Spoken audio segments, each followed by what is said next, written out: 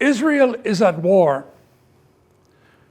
I'm here in Jerusalem, and I flew into the nation of Israel because of this incredible crisis. This is the most serious crisis in Israel's history since the rebirth of the State of Israel in 1948. More Jewish people have died in 24 hours than have died in the entire Yom Kippur War.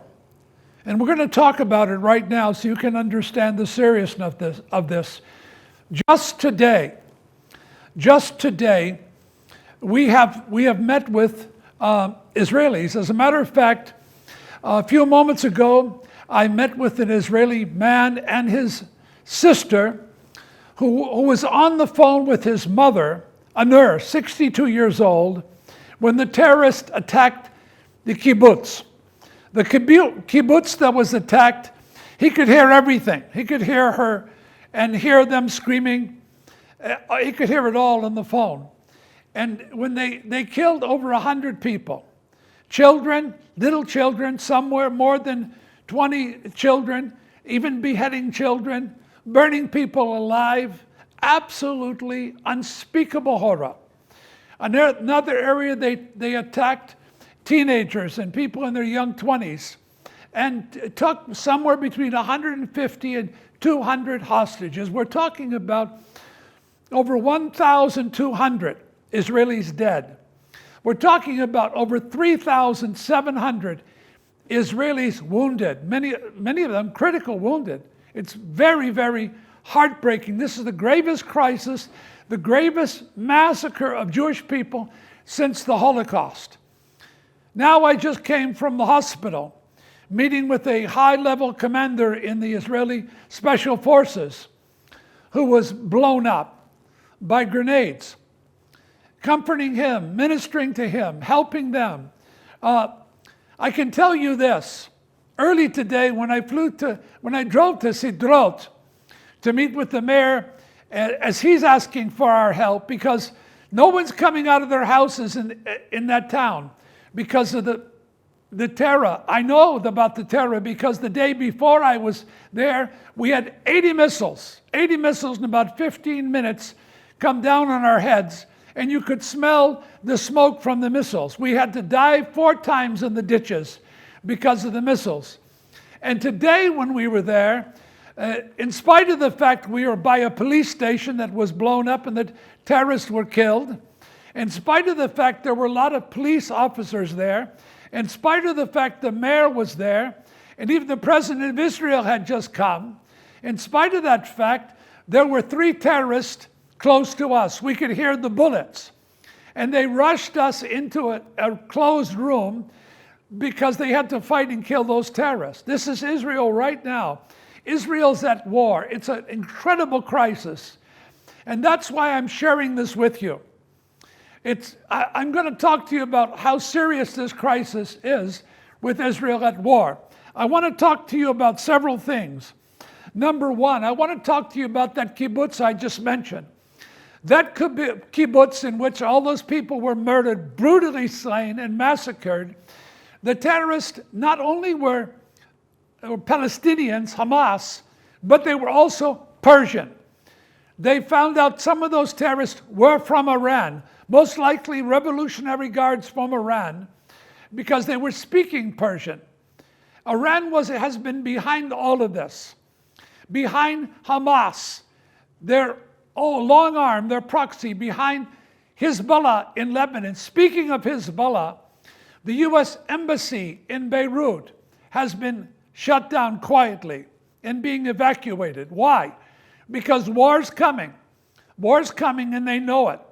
All of this, the big shadow behind all of this is Iran that's wanting to go nuclear, trying to do everything they can to destabilize the state of Israel and attack the state of Israel.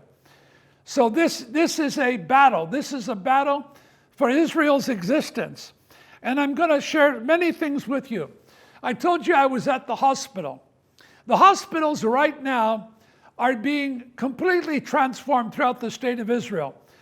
From selective surgeries, they're moving the people out to different places where they can be treated to turn the hospitals into trauma units in anticipation of what's coming next.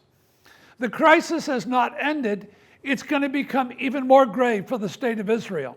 Even more grave. Speaking of even more grave, the Israelis were notified that they can purchase vests, they can purchase helmets, and even purchase rifles. This has never happened before in my lifetime, but it's happening right now. This is an existential threat, and I'm going to share many things with you regarding this. Speaking of Iran, Iran is moving its troops now through Syria. They're pushing the Revolutionary Guards through Syria to Lebanon in preparation for this battle. It's an enormous battle. As I told you, there's over 1,200 dead, over 3,700 wounded, and somewhere between 150 and 200 hostages.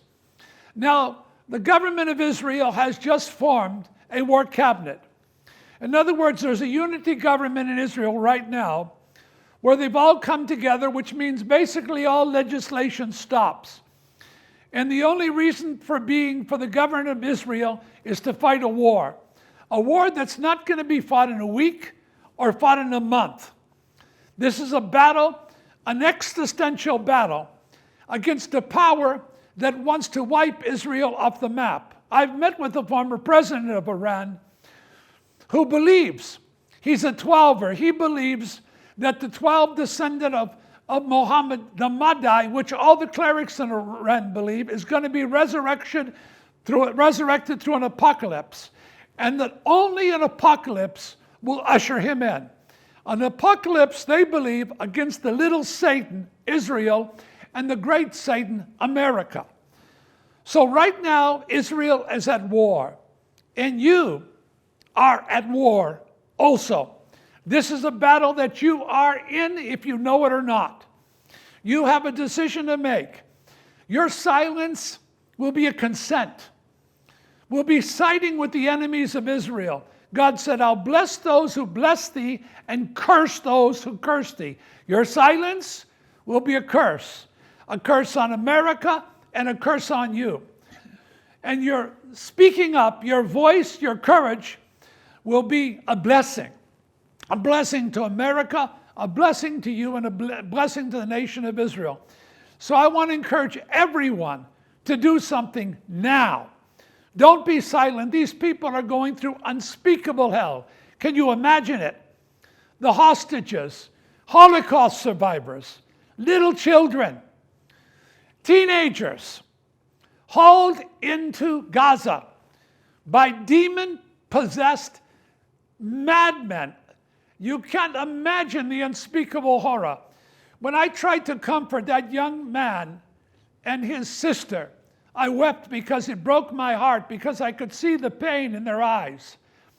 God can see the pain in their eyes right now. I pray you can see the pain in their eyes, and you respond in compassion right now, that you help the nation of Israel financially. Respond now, do something. You have a choice right now. Mother Teresa said to me, you can't love Jesus without loving the Jewish people because Jesus is Jewish. Then she said, love is not something you say, it's something you do. Israel is at war right now. There's a crisis that's grave. And you can be part of the solution if you'll respond right now. Pray, but also give. And stand with the nation of Israel. I will bless them that bless thee, and curse them that curse thee. God bless you from Jerusalem.